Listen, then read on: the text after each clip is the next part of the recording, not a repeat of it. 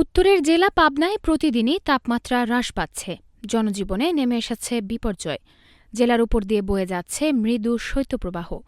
সকাল থেকে ঘন কুয়াশা বা তীব্র কুয়াশা না থাকলেও হিমেল হাওয়া কনকনে শীতে নাস্তানাবুদ অবস্থা। নিম্ন ও মধ্যবিত্ত আয়ের মানুষের ভোগান্তির নেই শেষ। প্রতিদিনই হাসপাতালে বাড়ছে ঠান্ডাজনিত শিশু ও বয়স্ক রোগীর সংখ্যা। প্রচন্ড ঠান্ডা, এই ঠান্ডার ভিতরে বাচ্চা কাচ্চাদের কাশি জ্বর এগুলো লেগেই আছে।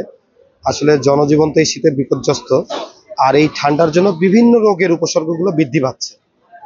শীতে কম আর আমার সংসার খুব অভাব টানা টেনে, তাও আমি শীতের ভিতরে আসে মাছ বিক্রি, এই সবজি মাছ বিক্রি করছি।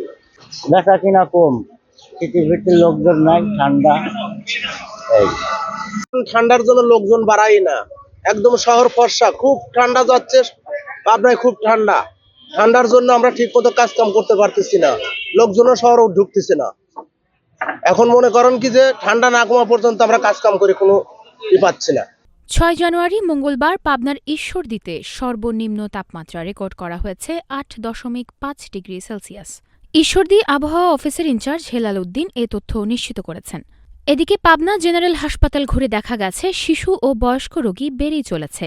পর্যাপ্ত পরিমাণ শয্যা না থাকায় শিশুদের এবং বৃদ্ধদের মেঝেতে বিছানা দিয়ে চিকিৎসা দেওয়া হচ্ছে। শিশু ওয়ার্ডে ৩৮টি বেড থাকলেও অধিকাংশ বেডই নষ্ট। জোড়াতালি দিয়ে এক বেডে ৩ জন করে শিশুকে চিকিৎসা দেওয়া হচ্ছে। শিশু ওয়ার্ডেই প্রায় ১৫০ রোগী ভর্তি করা হয়েছে এবং চিকিৎসা দেওয়া হচ্ছে।